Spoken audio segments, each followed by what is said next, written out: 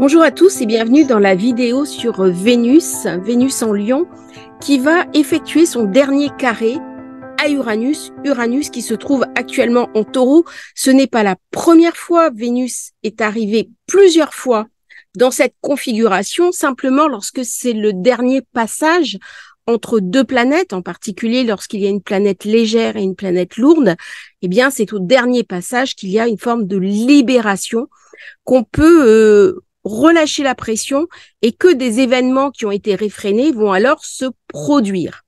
Ce carré qui va nous impacter toute cette semaine, qui va impacter aussi la pleine lune jusque début octobre, eh bien, on l'a déjà retrouvé cet été. Donc, on va voir un petit peu ce qui s'est passé. Donc, Vénus était dans ce carré à 3 degrés vers la fin du mois de juin. Elle était également carrée 1er, 2 juillet. Fin juillet, elle est devenue rétrograde. Et la rétrogradation l'a ramenée justement dans le carré avec Uranus. C'était à peu près aux alentours du 8, 9, 10 août. Et donc, fin juillet, mi-août. Et puis maintenant, Vénus est redevenue directe. Et elle forme justement ce dernier grand carré avant de se désengager aussi du signe du Lion. Elle va rentrer alors en Vierge, ce qu'on verra bien sûr dans une vidéo ultérieure. Alors, ce transit, il est important parce que Vénus en Lion, elle amène de l'esthétisme, elle amène de la brillance. Si on regarde d'un point de vue neutre, c'est le dîner à Versailles où les dames sont en grande robe de soirée, où le dîner était très esthétique, où les hommes étaient en nœud papillon. Donc, il y a quelque chose de très beau, de très royal, de très noble dans cette Vénus en Lion, mais le carré à Uranus, c'est pas du tout ça.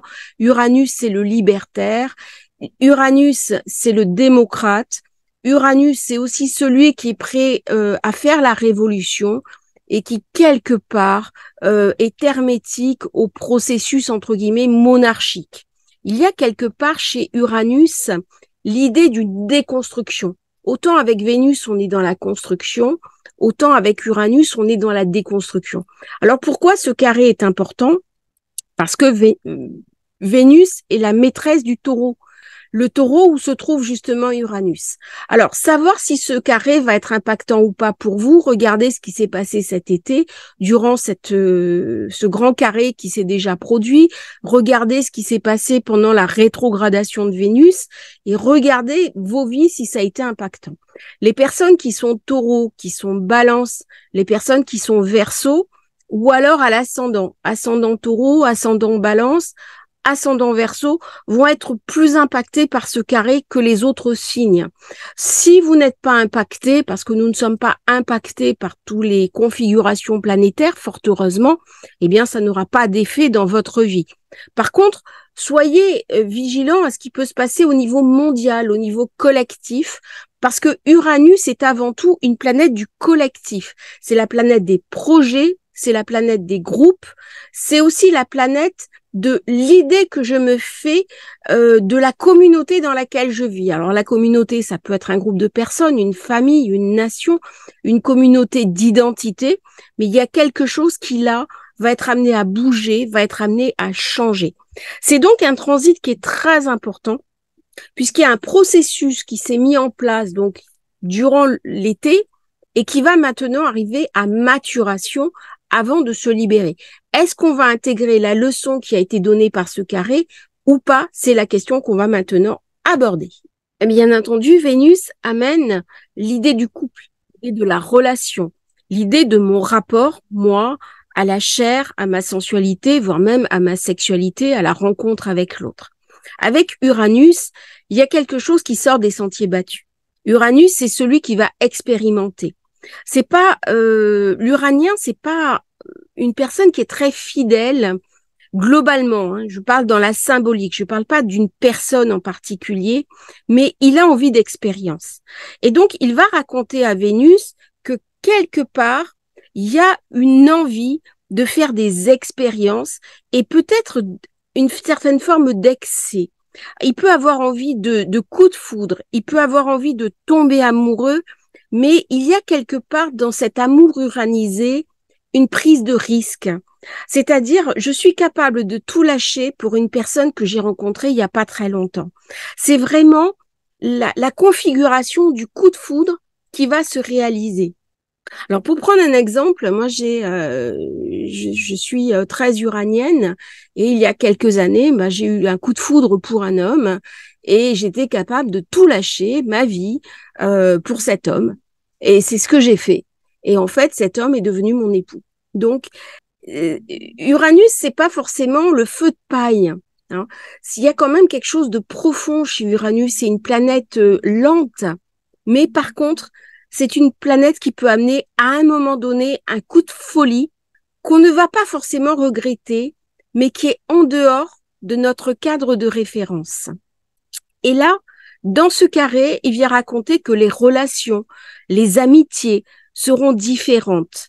On va expérimenter, on va vivre des choses qui vont être en dehors de notre cadre. Peut-être ça va être le pardon à un compagnon qui nous aura manqué d'une promesse. Peut-être on va voir le couple sous un autre angle, un angle plus ouvert, s'ouvrir au polyamour. Je regardais ce matin une vidéo là-dessus.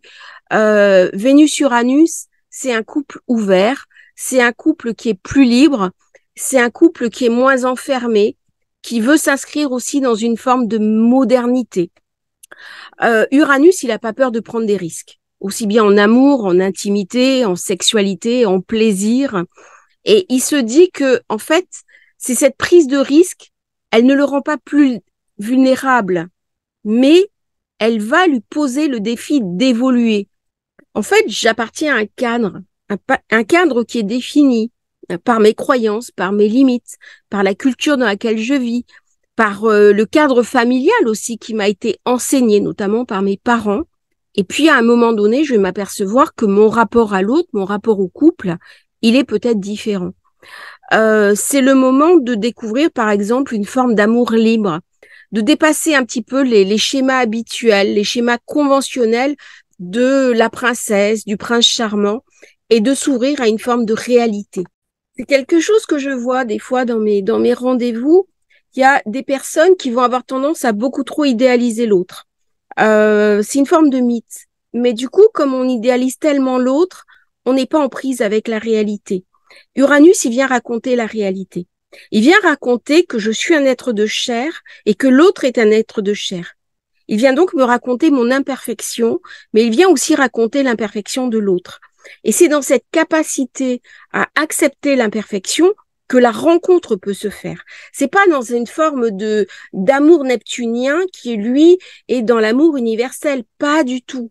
Uranus vient nous remettre les pieds sur terre, alors même que c'est un signe d'air. C'est ça qui est incroyable. Mais il se trouve en ce moment en taureau. Il y a donc un pragmatisme. Il y a une forme de lourdeur qui n'est pas habituelle chez lui, mais justement pour modifier nos schémas de pensée et nos archétypes. Alors, Uranus, il vient libérer.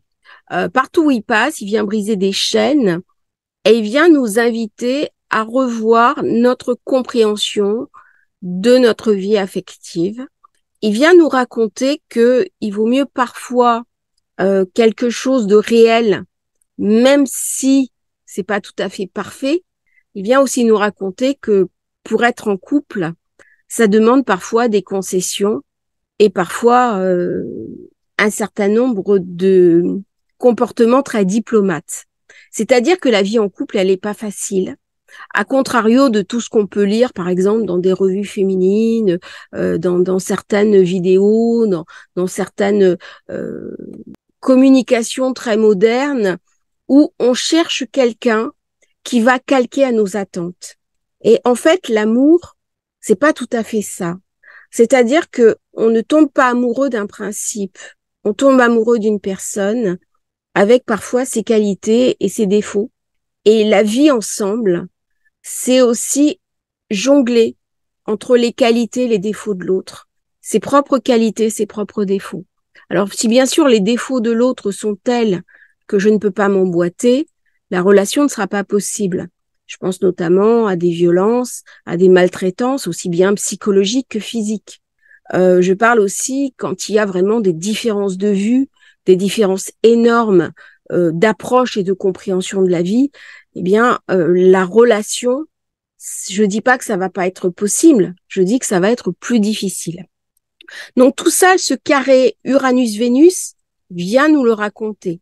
Il y a quelque chose aussi où on a envie de vivre Vénus, on a envie peut-être d'avoir une aventure, peut-être de rallumer aussi une forme de flamme prométhéenne. Hein. Il y a quelque part cette flamme que Prométhée a amenée aux hommes, qui est cette passion qui m'anime. Souvent dans nos vies, il y a quelque chose de récurrent, quelque chose qui se passe, qui est répétitif, où ma vie, elle est chronométrée, elle est quelque part millimétrée. Eh bien, Uranus vient nous amener une autre idée de notre vie en nous disant que notre vie, ce n'est pas exactement ça. Il y a aussi une invitation à mettre de la passion, à mettre du frisson, à mettre de l'intensité. Et s'il y a bien une planète qui parle d'intensité, c'est Uranus. Uranus, il vient nous montrer quelque part une puissance. Alors, il vient aussi raconter que Vénus est une déesse. Il vient nous raconter que Vénus est un archétype. C'est l'image de la femme, de moi en tant que femme, si je suis du sexe féminin, ou de moi sur l'idée que je me fais de la femme, si je suis du sexe masculin. C'est pas la femme qui est mère de famille.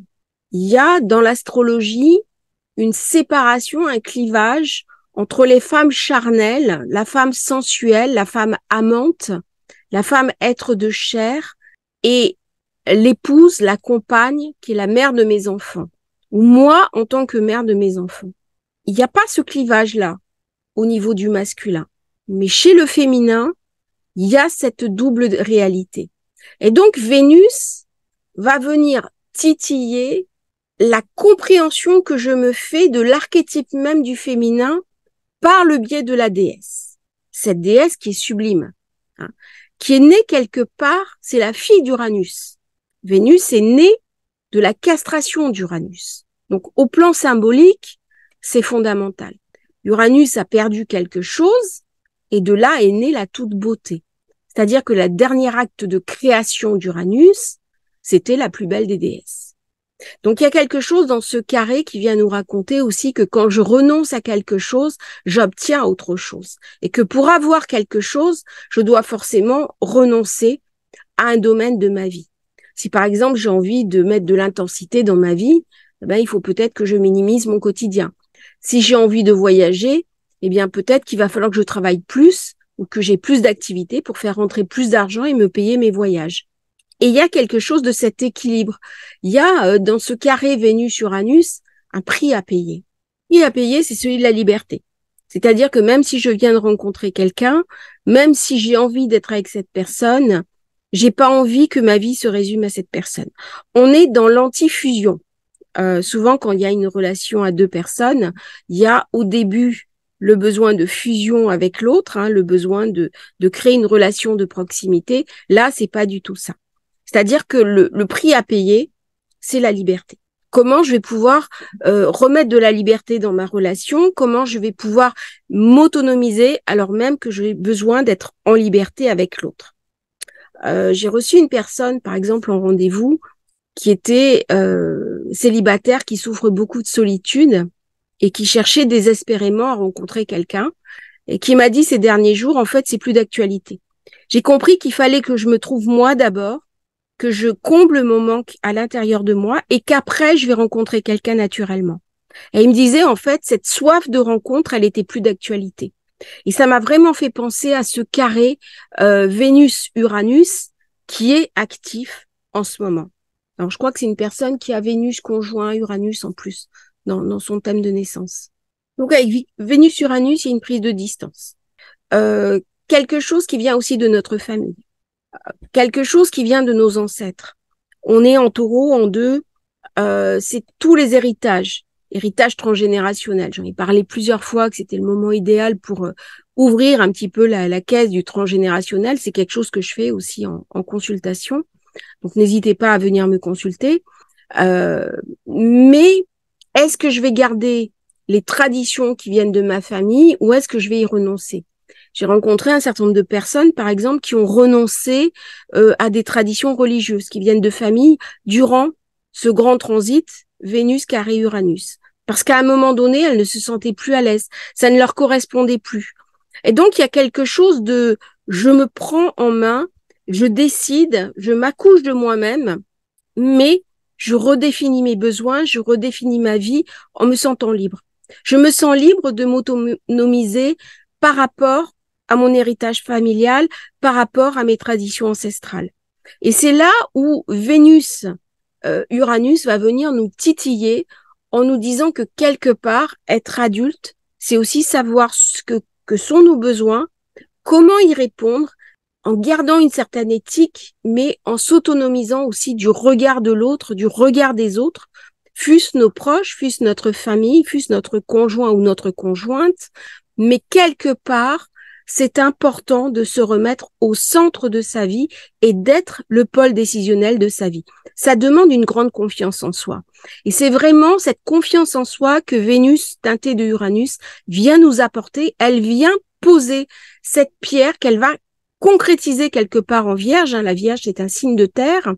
Et là, quand on va arriver à l'aspect positif entre Vénus, Uranus, elle aura travaillé sur la confiance en nous, cette confiance en nous qui est indispensable à avoir pour mener positivement notre vie. Voilà, j'en ai fini avec ce carré de la semaine.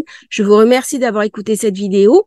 N'hésitez pas à liker, à vous abonner à la chaîne, ça nous aide vraiment. Et puis le site est maintenant ouvert, donc n'hésitez pas à venir faire un petit tour. Il n'est pas encore complet, c'est juste une page.